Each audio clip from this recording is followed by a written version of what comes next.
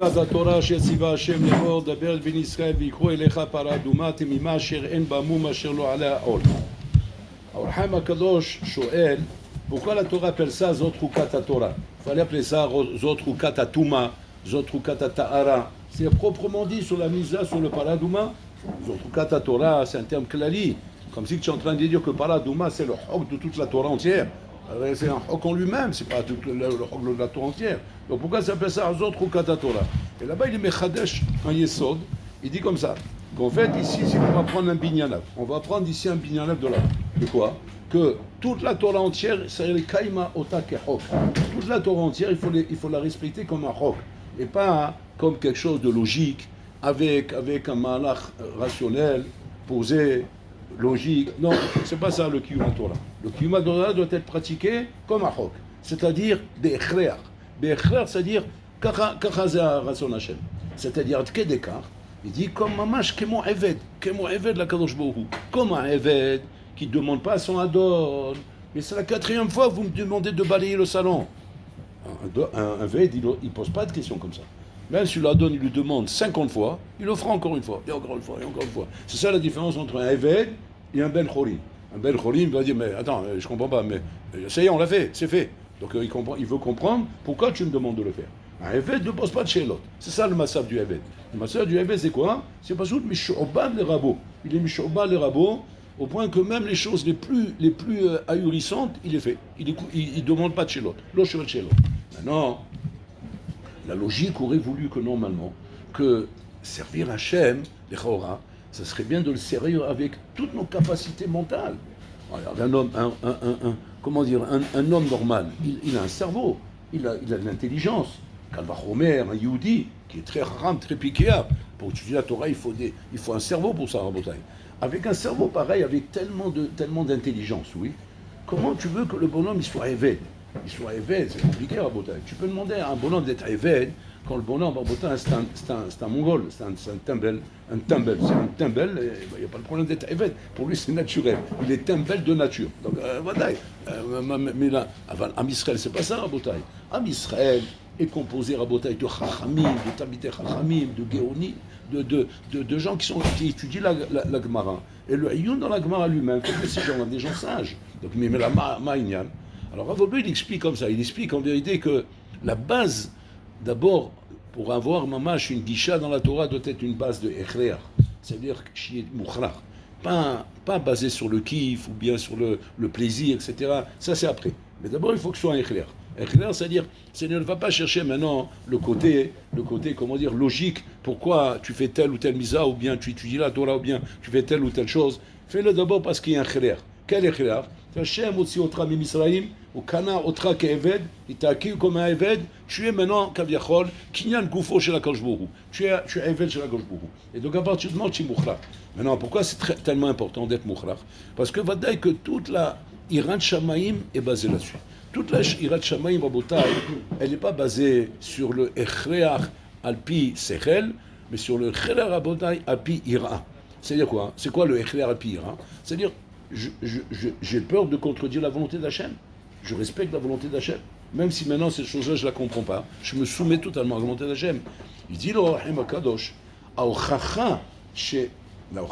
preuve que ce que tu fais et Novea vient de Ira, c'est le fait que justement, que malgré que tu ne comprends pas, malgré que tu aurais à redire là-dessus, malgré tout, tu te soumets. Tu te soumets à la volonté d'Hachem. Ça, c'est la preuve de la Ira chez quelqu'un. Tant qu'un homme va trouver dans l'accomplissement des mitzvot qu'il est en train de faire une démarche logique dans la chose. Il n'y a pas d'ocha l'irat shamayim. Pourquoi? Parce que Teva Adam, le Teva d'un homme, Rabotai, c'est de suivre les instructions de son sechel. Et que quand son sechel, effectivement, on comprend quelque chose, alors Alpi Teva, un homme, il est quand même cette chose-là. Ça ne prouve pas qu'il y a de la ira ici. Ça ne prouve aucune ira, Rabotai. Tout simplement, c'est une question de bon sens. Pourquoi tu ne tues pas? Parce que c'est pas le bon sens de tuer. Pourquoi tu voles pas? C'est pas le bon sens de voler. Pourquoi tu respectes tes parents? Parce que c'est le bon sens de respecter ses parents, etc., etc. Tant que tu trouves du bon sens dans les mitzvot, alors, mitzvah, les mitzvot, c'est bien. Tu vas dire, au contraire, c'est bien que je trouve du bon sens dans les mitzvot. Au contraire, ça me motive encore plus de les pratiquer. Aval zelot amatara. Amatara, Ma Hashem Doresh Mimcha, Kim Lira Auto. Hashem, il veut une chose, qu'on le craigne. Voilà ce qu'il veut Hashem. Il veut qu'on le craigne. Maintenant, la seule possibilité, comme dit le Rachem Kadosh, qu'on craigne Hashem, c'est pas chose, c'est les Kayem et Tamisvot chez la Torah qui est Chukim. Comme des Chukim. C'est-à-dire pas parce que maintenant tu crois que tu as en tête maintenant l'explication de cette mitzvah, et tu es capable de dire, et voilà, j'ai bien compris la mitzvah, j'ai bien compris pourquoi on respecte Shabbat, j'ai bien compris pourquoi on respecte telle chose ou telle chose, telle chose. Et c'est ce qui fait que Hachem, de temps en temps, nous met des épreuves. Il nous met des épreuves pour tester combien tu peux compter sur ton sechel. Kamata echol, binatral tishaen, comme c'est marqué là-bas, ne compte pas sur ton sechel. Pourquoi? Parce que je vais te mettre un isayon, ton sechel ne pourra pas supporter. Et donc, là, comme de la ira, tu n'en as pas, puisque toi, tu fonctionnes avec ton sechel. Mais là, qu'est-ce qui va se passer? Tu vas tomber au moment du isayon. Maintenant, l'erreur qu'on fait, c'est quoi? C'est qu'on dit non, on est tombé parce qu'il y avait un isayon caché. Mais en vérité, sans l'isayon, je ne serais pas tombé. Mais non, l'isayon, c'est juste pour prouver, Nachinami, qu'il te manque de la ira, il te manque de la crainte d'Hachem pour ne pas tomber dans l'épreuve. Mais s'il y avait de l'ira de Shamaïm, bah où tu ne serais pas tombé. Parce que l'ira de Shamaïm, c'est pas la ira en soi. Ça prouve que combien il y a Nachinami, Tchemikayem et Tatora avait misvot, qui est Chukim, Be'echreach. Parce que c'est Mouchra maintenant. Betor Eved, comme un Eved Rabotai qui doit suivre. On dit que lorsque Moshe Rabbeinu a connu Yitro, et qu'il a demandé à Yitro de se marier avec sa fille, la fille Sipora, qui était la fille de Yitro. Yitro, il a dit, il n'y a pas de problème, je veux te donner ma fille, mais à une condition. Laquelle? Il dit, c'est quoi ta condition? La condition, c'est que ton premier fils soit consacré à Vodazara. Comme c'est dit. Ton premier fils, il doit être consacré à Vodazara. Et si tu es prêt à faire ça, je suis prêt à te donner ma fille. Alors, la même bataille, on pose la question, les Chaora. Les Chaora, Moshe Rabbeinu, il dit, oui, j'accepte. Pas de problème. Maintenant, le Sforno, il dit là-bas, comment Moshe Rabbeinu a pu accepter une chose pareille? Il dit parce que Kavanato l'arzir auto betshuva. Moshe Rabbeinu, il avait des kavana d'être marzir auto betshuva, veishvarim bego. C'est-à-dire qu'il y a de quoi avoir une avamina pareille. Pourquoi? Parce qu'on sait très bien que Yitro, il était déjà en talir de conversion. Il était déjà en milhama avec tous les païens qu'il y avait à l'époque et le Rovdei Avodah Zara de l'époque. Et une des preuves de ça, c'est que lorsque Moshe Rabbeinu est venu, il a sauvé les filles de Yitro, qu'ils étaient en train de vouloir les noyer là-bas. Et pourquoi il voulait les noyer? Parce que Yitro, Kaviachol, il a trahi ses croyances. Il était au Ved Avodah Zara, c'était lui le prêtre de Midian, et il a tout abandonné parce qu'il a compris que quoi? Que tout ça, c'est du mensonge, c'est du sheker. Et par rapport à ça, le peuple là-bas, ils étaient tellement en colère après lui qu'ils ont essayé de tuer ses filles, et Moshe Rabbeinu, il les a sauvés. Et c'est comme ça qu'il a connu Yitro. Maintenant, donc c'est-à-dire que Moshe savait que Yitro, il est dans une bonne voie. Il a une nechonout, il est dans une bonne voie d'être Mekabel Ol Malchut Shamayim. Seulement, la question se pose, s'il est dans cette voie-là, alors comment il peut mettre une condition pareille à Moshe Rabbeinu? De lui dire, je suis prêt à donner ma fille, ma condition, que ton premier fils soit Oved Avodah Zara. Quelle avamina? Mais toi-même, tu as rejeté Avodah Zara. Toi-même, tu as considéré que c'était du sheker et du mensonge. Tu as été prêt même à te mettre en danger, à te faire jeter de ta place, d'être complètement, nirdaf par rapport à ça. Et pourquoi tout ça? Parce que tu as compris qu'Avodah Zara, c'est shtuyot, c'est sheker. Nous, alors comment tu veux que ton petit-fils soit Oved Avodah Zara? Maintenant, quand on lui a posé la question à Yitro, qu'est-ce qu'il répond? Il répond, Pachout, je voudrais que mon petit-fils arrive à la religion comme moi je suis arrivé. C'est-à-dire intelligemment. Et pas d'une manière abrutie. D'une manière intelligente. Quoi d'une manière intelligente? Comme moi j'ai connu Avodah Zara, et je suis arrivé par moi-même, à comprendre le bon sens qu'il y a dans la croyance en Dieu. Et quoi Avodah Zara, c'est sheker. Je voudrais que mon petit-fils, il arrive à ça aussi. Que lui-même, par son seret, il arrive à cette chose-là. Et là, Vadaï, que la question qui se pose, c'est comme ça. Ma tov sheba davar hazeh. C'est quoi le bien qu'elle a dedans? Le bien qu'elle a dedans, c'est que quand un homme, les chora, comme ça on va se dire, que quand un homme, les chora, il fait une démarche à Botaï qui est basée sur la réflexion, où de lui-même il a compris, il a éliminé toutes les mauvaises choses dans la vie pour arriver aux bonnes maskanot, aux bonnes conclusions, les chora, tu vas te dire, il n'y a pas mieux convaincu qu'un homme comme ça, il n'y a pas plus fort qu'un homme comme ça. Qu'un homme, quand il a éliminé toutes les options de la vie, toutes les bêtises de la vie, pour arriver à la maskana que quoi? Que c'est ce que la Torah nous demande, qu'est la vérité. Maintenant la Torah mechadeshet lanu, non. Zot chukat Torah. Alors Haim HaKadosh il vient te dire, non, Yesh madrega yoter tova mizot. Il y a une madrega meilleure que celle-là. Qui est quoi? Echreach. Eved Hashem. Chok HaTorah. C'est-à-dire, sois pas sommaire à la Sechel Shera. Maintenant, les Chora, c'est quoi la logique de ça? C'est quoi la logique d'aller dire maintenant que comment dire, un respect de la Torah ou des mitzvot qui est nové à mi-echreach, betor eved, qui est chok HaTorah. Maintenant, tu vas me dire, par exemple, moi, Godarav, vous ne pouvez pas vous imaginer le kavod que je fais avec mes parents. Mais j'ai pour ça écrit un livre entier sur ça, sur l'importance du kivud avahem, par rapport à la karatatov qu'on a envers eux, par rapport au bien qu'ils nous ont fait, par rapport... C'est-à-dire qu'il a trouvé un malach logique. Okay? Maintenant, le bonhomme va lui dire, prends ton livre et tu le mets à la Gnisa. Il dit, pourquoi? Parce que ton livre, il est bidiouk l'antithèse de toute la Torah. Tu dis, en quoi? En quoi mon livre est l'antithèse de toute la Torah? Parce que la Torah te dit, dans Paradouma, t'apprends, et tout, je te dis là-bas, Zot Rukat Torah, pour nous apprendre, chez Kol Mizvah ou Mizvah Shataose, il faut être Mekayem Ota Kehok. Kehok, c'est-à-dire quoi? C'est-à-dire, ne va pas t'enorgueillir maintenant de la Havana que tu as, du Sechel que tu as compris là-bas, de la démarche logique que tu as là-bas. Ces choses-là, Botaï, sont bien, mais elles sont dangereuses. C'est une guicha qui est dangereuse. C'est dangereux. Maintenant, la question de savoir pourquoi c'est dangereux.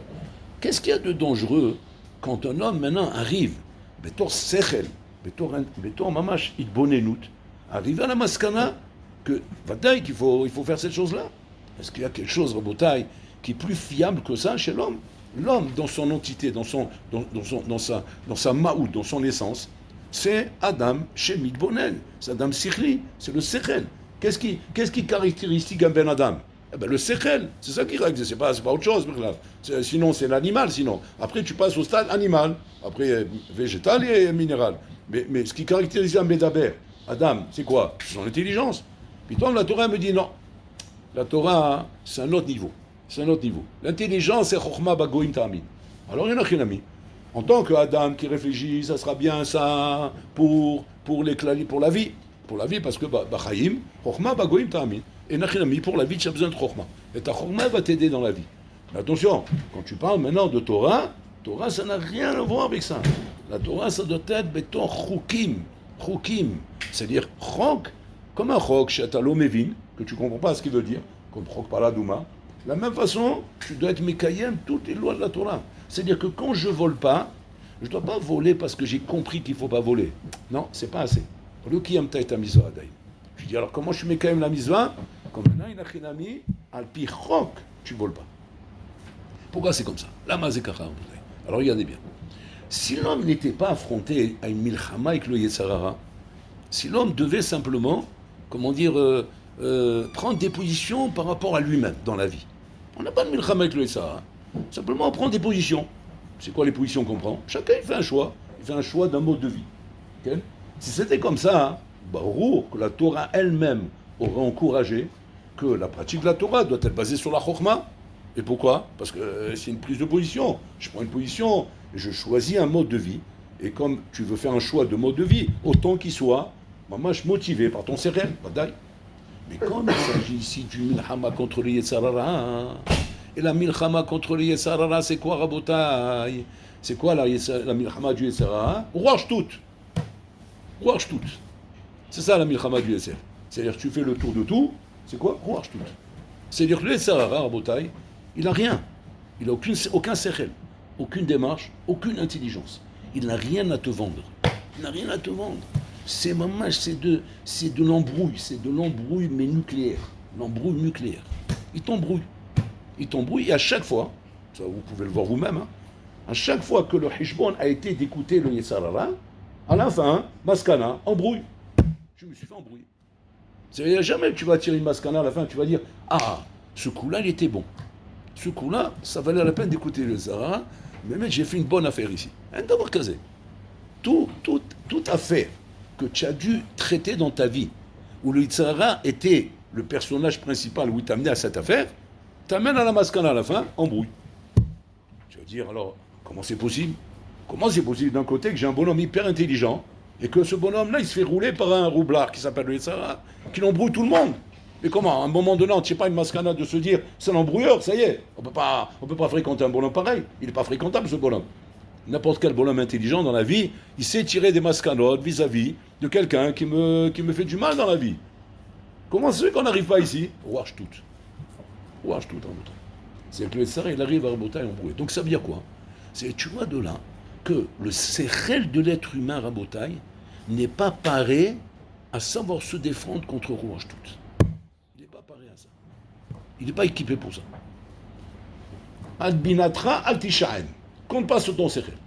Il n'est pas équipé pour ça. Tu dis quoi? Le sechel n'est pas équipé pour ça? Ben ouais. Ben tu peux prendre les gens les plus intelligents dans la société. Je parle chez les goïms, oui. C'est pas forcément les moins fous. Au contraire, très souvent, c'est même les plus fous. Ouais. C'est que là où tu vas voir les plus grandes mauvaises choses qu'on entend dans la société, oui, tu vas très souvent les entendre chez des gens haut placés. Des gens haut placés. Pas d'Afka chez la basse classe. Tu ne vas pas dire maintenant, Pitom, tous les problèmes, les sales histoires du sexe, les sales histoires, c'est tous les trucs pourris. Ouais. Tu dis, mais c'est dans la basse classe qu'on va trouver ça. Si on va trouver ça, chez les Melons, chez Mohamed, les Blagues, les Nani, là-bas, dans le Mkhirouel, là-bas, dans les cités, là-bas, 20 milieux sous les mers. Voilà, là-bas, tu vas trouver ça. Tu dis, mais quand on est dans la crème de la société, ouais, c'est les présidents, les ministres, les députés, les trucs comme ça. Non, là-bas, c'est clean. Malheureusement, quand tu commences à regarder, tu lèves le tapis, tu vois que c'est encore plus pourri en haut qu'en bas. Je dis, bon, cher Olam, comment c'est possible? Là-bas, on est dans High Society. On est dans le IQ MEA. On est au niveau le plus haut là-bas. Donc, Makara, comment des bonhommes aussi intelligents? De là, la preuve que quoi? Que le sechel de l'être humain n'est pas équipé pour le Ruach Shtout. C'est le Rav Bayom. Il n'est pas équipé pour ça. C'est-à-dire, ça peut arriver à n'importe qui. Ça peut arriver à n'importe quel homme intelligent de tromper sa femme. Ça peut arriver à n'importe quel homme intelligent d'être impliqué dans une magouille. Alors que lui, c'était le démonstrateur à Botaï de la thèse de l'honnêteté. Il a écrit un doctorat sur ça. Ouais. Mais c'est le plus grand brouilleur du monde, c'était lui. Comme ça, il est en Amérique. Vous connaissez qui c'est? C'est le plus gros embrouilleur du monde. Il a roulé Habibi, il a roulé toutes les banques du monde, il a fait mamage banco. Vous savez de qui je parle? C'est la Hebel, quoi. Je veux dire, un cerveau, mais un cerveau comment il s'appelait? Hein? C'est un phénomène. Comment il s'appelait? Tu vois pas de qui je parle? Hein? Comment? Jordan Belfort. Comment il s'appelle? Jordan Belfort. Non. Non, un autre non. C'est un Américain. C'est un phénomène. Il a réussi à faire. Hein? Voilà, Hazakbol. C'est mamash, mais un cerveau, mais inimaginable. Et on se demande comment un bonhomme peut se trouver comme ça sous les barreaux. Comment un bonhomme comme ça, de ce rang, de cette classe, de ce niveau intelligent, comment il peut se trouver sur les barreaux avec des délinquants, avec des bandits qui volent comme des brutes, Raboza, parce qu'ils ont pas fait d'études. C'est des voyous de la rue, ils ont grandi comme des délinquants depuis leur jeune âge. Eux, tu peux pas attendre autre chose d'eux. Mais tu vois un bonhomme comme ça, c'est un bonhomme qui a fait des études. Il est racham. Il est hyper doué. C'est comme tu dirais, c'est Einstein, ça. C'est Rabotai. Comment? Et là, ça veut dire, le sechel n'est pas équipé pour le Ruach Shtout. Tu vas dire, ok. Alors, qui est équipé pour le Ruach Shtout? Quelle est la chose qui peut m'aider dans le Ruach Shtout? Yirat Shamayim. Yirat Shamayim, c'est la seule chose qui peut t'aider. Maintenant, la question, elle est comme ça. Hein. Comment on atteint Yirat Shamayim? Eh bien, c'est simple. Quand tu vas t'initier à respecter les mitzvot, mitor chukim, et pas mitor havana. Quand tu vas t'initier à respecter les mitzvot, betor chok, et l'eau betor havana, c'est-à-dire que quand ton cœur, il va te voir maintenant, comment maintenant? C'est l'heure du seder. Et l'heure du seder, il faut s'asseoir. Et que le bonhomme, maintenant, il n'a pas envie d'aller s'asseoir au seder. Il n'a pas envie maintenant. Il n'a pas envie. Et donc, il n'y a rien qui l'aide et qui le pousse à aller là-bas. Même pas son seder, parce qu'il y a un roche tout. Qu'est-ce qui va l'aider, Rabotai? Yirat Shamayim. J'ai peur d'Akadosh Baruch Hu, je m'assois au seder. J'ai peur d'Akadosh Baruch Hu, et je m'assois au seder. C'est aussi tipèche que ça, Rabotai. Aussi tipèche que ça. Quand un homme, Rabotai, s'initie à ça, à se voir respecter des mitzvot de la Torah, là où il n'a pas envie. Mais qui le fait, pourquoi? Parce qu'il a peur d'Akadosh Baruch Hu. Il dit, j'ai peur d'Akadosh Baruch Hu. Et le bonhomme développe ça chez lui. Il ne fait pas le développement inverse. De dire, non, moi j'ai pas envie d'avoir peur. J'ai pas envie de faire des choses pas peur. Je vais le faire intelligemment. Et le bonhomme développe chez lui une démarche intelligente. Ce qui va se passer, c'est quoi? C'est que dès que l'orage tout va l'atteindre, Barmenan, il est éjecté. Il est éjecté, ce bonhomme. Alors que le bonhomme qui a développé de la Hirat Shamaim, il ne sera jamais éjecté. Donc on a besoin, Rabotai, de Naase Venishma. Naase Mitor Hirat Shamaim, Venishma le Sechel. Donc le Sechel, il vient en deuxième position, Rabotai. On n'a pas dit maintenant qu'il ne faut pas utiliser le Sechel, mais il faut l'utiliser en deuxième position. Tout d'abord, Naase. Fais maintenant. Fais Betor Chok. J'ai pas envie, je suis pas bien, c'est ça. Si ton cerveau, il n'arrête pas de crier, de te dire on peut pas. Et le la saute. On a peur et on fait. Et on fait parce qu'on a peur et le la saute. Et on fait la chose. Nazé, le nishma. Et après on arrive à nishma. C'est ce qu'on voit ici, Rabotai. David Ameler, il a une intercalation avec Shimi Ben Gera. Shimi Ben Gera, un jour, il voit David Ameler sortir, il sent là-bas, il se met à l'insulter de tous les noms. David Ameler, le roi David. Yoav Ben Seroya, qui était juste à côté, il a sorti son sabre, il a dit Ben Mavetu, il est condamné à mort. Mored Ben Malchut, il était Mored Ben Malchut, il a raison, la lacha est comme ça. Tu es Mored Ben Malchut, condamné à mort, sans jugement, sans rien. Il n'a même pas besoin de faire un beddin ni rien. À la Makom, on lui coupe la tête. Il a manqué de respect au roi, on lui coupe la tête. Qu'est-ce qu'il fait le roi? Non, ne le touche pas. Laisse-le. Hachem Amarlo. C'est Mila Shamaim qui l'a fait ça. Il n'est qu'un instrument, ça raconte. Yoav, il n'a rien compris. Il a dit, attends, c'est bien beau, kol hakavod. Tu es un hassid. Tu mitnaïk be hassidout. Il a fait mode. Aval la loi, c'est la loi. Il faut le condamner à mort. Non, touche pas. Et on n'a jamais compris pourquoi David Amer, il a fait ça. Jusqu'au moment où David Amer, il était en train de mourir, il était, ces derniers jours, il était en train de... Maman, je gossesse. Et là, à ce moment-là, il appelle Shlomo Ameler. Il dit, Shlomo Ameler, j'ai des instructions à te donner. Et une des instructions qu'il donne à Shlomo Ameler, c'est quoi? Fais très attention, n'oublie pas ce que je te demande ici. J'étais Red chez Ola, Chaim chez Shimi Ben Gera. Je veux que Shimi Ben Gera finisse dans le Sheol. Ils finissent en enfer. Qu'ils finissent en enfer. Et pour chez Olam, je ne comprends pas David Ameler. Toi-même, tu as dit, c'est à cause pour qui a dit de faire ça. Alors pourquoi tu fais ça maintenant? C'est quoi le chishbon qu'il a maintenant? En fait, c'est marqué là-bas comme ça. Qu'au moment que Shimi Ben Gera il a fait ça, il s'est mis à insulter David Ameler.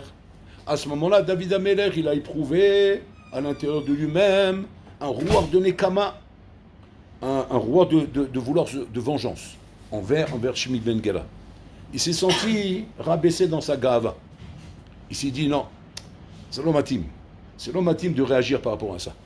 Ma réaction par rapport à ça, même si j'ai le droit de le faire, parce qu'il est Mored Ben Malchut, aval c'est pas Hirat Shamaim ça. Hirat Shamaim, c'est d'avoir la crainte d'Hachem et pas la crainte des autres. Donc, je le laisse pour l'instant. Je laisse quoi? Je laisse que mon esprit se calme. Et dans le calme, je vais lui donner sa punition. Et donc, c'est ce qu'il a fait. Il a demandé à Shlomo Ameler de le punir dans le calme. Maintenant, il a dit, fais selon ta chorma. Qu'est-ce qu'il a fait Shlomo Ameler? Il a fait une punition bizarre, très bizarre. Il a dit, tu rentres à Jérusalem et je t'interdis de sortir de Jérusalem. Si jamais tu sors de Jérusalem, damcha beroshecha, ton sang est sur ta tête. C'est-à-dire que tu condamnes à mort. Tout le monde, il a entendu ça, ils se sont mis à rigoler. Ils se sont dit, mais qu'est-ce qu'il a fait là? Il a demandé de l'envoyer en enfer, il l'a envoyé au paradis. Il l'a pas envoyé en enfer, il l'a envoyé au paradis. Où il l'a envoyé? À Jérusalem. Jérusalem qui est la ville la plus convoitée de tous les rois du monde. L'endroit le plus beau. Il habitait dans un palace là-bas, très heureux, tranquille. Maman, il manquait de rien. Il avait tout. C'est marqué comme ça. C'est ma sauce à vivre. C'est-à-dire que Jérusalem représente le paradis, où un homme il peut vivre dedans sans même avoir besoin de sortir de là-bas. On dit que les Kohanim, ils quittaient jamais Jérusalem. Ils ne bougeaient pas de là-bas. Et comme ça, beaucoup de sadiques, on rencontre sur eux, qui n'ont jamais bougé de Jérusalem, même pas un petit voyage de rien du tout. Rien. Ils ne bougent pas de là-bas. Alors lui, comment tu crois qu'il va bouger? Il dit, pourquoi il va bouger? Parce que maintenant, c'est un échrer dans lequel je l'ai mis. Là, maintenant, il n'est plus en train de rester là-bas, mitor sechel, mitor havana. Maintenant, mitor échrer. Il est obligé de rester là-bas. Et ça, là, c'est la chose la plus insupportable pour un bonhomme. Quand un bonhomme, en bataille, il mouchlar de faire quelque chose, c'est la chose la plus dure pour un ben adam. Quand c'est arrivé que Shimi Ben Gera, en fin de compte, est sorti de Jérusalem et qu'il a été condamné à mort, tout le monde a demandé à Shlomo Ameler, mais comment tu étais sûr que ça allait arriver? Tu étais sur le point de ne pas respecter l'ordre de ton père. Il dit, il n'y avait aucun safek là-dessus. Aucun safek qu'il allait sortir. Et qu'à un moment donné, j'allais le tuer. Pourquoi? Parce que Bechreach, un homme ne peut pas tenir. C'est nos rabayom en bouteille. De cette histoire, on prouve que quoi? On prouve en bouteille que le Echreach, en vérité, est basé entièrement sur la Hirat Shamaim. Il n'y a pas de sechel ici, il n'y a pas d'intelligence, Rabotai. L'intelligence ne supporte pas une chose pareille. Donc un homme qui s'éduque, Rabotai, à respecter la Torah Be'echreach, parce que je suis obligé de le faire, il n'y a que Hirat Shamaim qui peut être, Rabotai, comment dire, la bonne raison d'une chose pareille. Parce que sans Hirat Shamaim, tu vas sortir un abruti de ça. Tu vas sortir un abruti, tu vas devenir fou, tu vas tirer une balle au bout d'un moment. Tu dis, je ne peux pas vivre une vie de Echreach, une vie de Eved, une vie où je suis obligé de respecter les choses sans même, Bichlal, utiliser mon Sechel. Non. Parce que ton Sechel n'est pas fiable. Ton Sechel n'est pas équipé, Bichlal, pour se défendre contre le Warshtout. Donc un homme, il doit avoir le Echreach. Maintenant, c'est quoi le Echreach, Rabotai? Le Echreach, c'est par exemple, maintenant, je suis en Ben Azmanim. Je suis en Ben Azmanim. Ou bien Shabbat Rovshi. Ouais. Et maintenant, je me retrouve chez moi, ou quelque part, peu importe quelque part où il est, ouais. Et que maintenant, Bitom, lui, ça, il vient, il me dit maintenant, viens, on va se balader un petit peu dans les réseaux sociaux, viens, on va se balader un peu dans TikTok, Instagram, Mkharmad, on va voir ce qui se passe là-bas, Mamdoubar, qu'est-ce qui se passe, voilà. Et le bonhomme, il va commencer à se balader là-bas, et là-bas, il va voir du beau paysage, ouais, et qui va lui donner, mettre du tavot et du sipouk. Maintenant, que la question est de savoir maintenant, quelle est la chose qui aurait pu m'aider à ça? Quelle est la chose qui aurait pu me sauver de ça? Comment je fais une chose pareille? C'est très compliqué. C'est très compliqué parce que mon Sechel, je vois bien, je ne peux pas compter sur lui. Je connais la Shkafa, je connais le Issou, je connais la logique. Je sais où on termine avec ça. Mais pourquoi ça ne suffit pas? Pourquoi ça ne suffit pas pour ne pas voter? Parce que le Sechel n'est pas équipé à Botaï pour combattre le Warshtout. Il n'est pas équipé pour ça. La seule chose qui est équipée pour ça, Rabotai, c'est Hirat Shamaim, la crainte d'Hachem, avoir peur de Bola Olam, et se dire maintenant, comme Yosef Hatzadik, ça sera Frank Kanyotri qui avait dit Rabotai. Il faut dans une maison, un ordinateur dans une maison, c'est Issour Yehoud Doraita, pas Issour Yehoud Rabanan, c'est Issour Yehoud Doraita. Qu'est-ce qu'il faut faire dans ce cas-là? Comme Yosef. Qu'est-ce qu'il a fait? Vayano Zachutza. Tu cours vite et tu sauves de la maison. Tu te mets sur le banc d'en face. Et là-bas, tu commences à réfléchir. Mais ne réfléchis pas avant. D'abord qu'est-ce qu'il faut d'abord? Naaseh venishma. C'est-à-dire, tu cours sur le banc d'en face, et après tu réfléchis, tu te demandes la question maintenant. J'ai bien fait ou j'ai mal fait? Bien sûr, tu as bien fait. Parce que maintenant, le Sechel, il est débarrassé du Warshtout. Parce que tu es sorti de la maison. Et maintenant, tu vois, quand ton Sechel, il s'est raisonné. Il va dire, vraiment, je suis fier de toi. Bon, Kolakavod. Là, on peut t'appeler Yosef Hatzadik. Parce que regarde ce que tu avais, tu te rends compte, tu as couru de la maison, tu t'es sauvé, tu aurais pu rester à l'intérieur et faire du pile-poule. Parce qu'un homme, il fait du pile-poule. C'est quoi le pile-poule? Mais non, ça suffit. Attends, je ne suis pas un imbécile quand même, je ne suis pas un fou. Je vais être très zahir, très prudent. Très prudent. Je vais faire attention, comment j'avance? Ben ouais, c'est ça le problème. C'est de la nitroglycérine, tu as compris? La nitroglycérine, Rabbi, à chaque petit mouvement, elle te pète dans les doigts. Donc c'est-à-dire, t'amuses pas avec ça. T'amuses pas avec le Yessarara, il est trop fort. Il est trop fort. Il a combattu des vikings, tu comprends, des plus forts que toi. Il s'est battu contre Abraham, Israël, Yaakov, Yosef Hatzadik. Il s'est battu contre Yosef Hatzadik. Regarde les trophées de guerre qu'il a, Habibi. Avec des trophées pareils. C'est comme les chasseurs, là, tu vois, les cerfs, ils sont comme ça. Comment toi, le petit rigolo, le petit parigo, Frangaoui, là, ouais, le petit escargot. C'est un petit escargot, il vient comme la chef de M. Seguin. Moi, je vais me battre avec lui. Moi, je vais lui montrer de quel bois je me chauffe. Qu'est-ce que tu te chauffes? Quel bois tu te chauffes? Quel chauffage? Quel ignanime? Tu vas mourir en 2 secondes. Il va t'avaler comme un bomba, toi. Comme un bisli. C'est-à-dire, là-bas, il a fallu qu'il se bagarre avec eux. C'est une bataille très dure pour eux. Mais toi, c'est un bisli. Où il est? Je sais pas. Non, mais attends, il n'y a même pas eu de combat, 2 secondes quand même, un petit peu, laisse-le monter sur le ring. Après, il est monté sur le ring, il est disparu. Il y a les gants par terre, voilà, les gants ils sont posés, le short et tout, mais lui il a disparu. Pourquoi? Le combat est impossible, Rabotai, zéro Warshtout. C'est pour ça qu'il faut Hirat Shamaim, et après le Sechel,